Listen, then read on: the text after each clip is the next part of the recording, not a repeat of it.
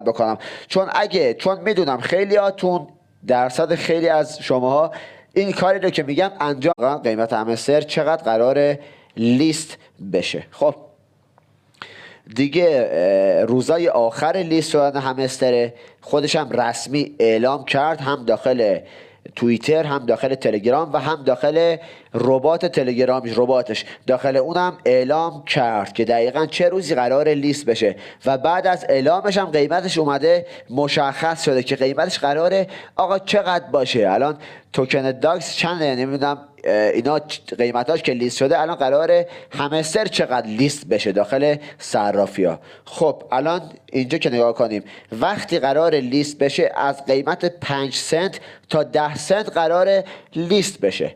خب از 5 سنت تا 10 سنت. حالا ما میریم حساب میکنیم ببینیم اصلا چقدر قراره پول گیر ما بیاد.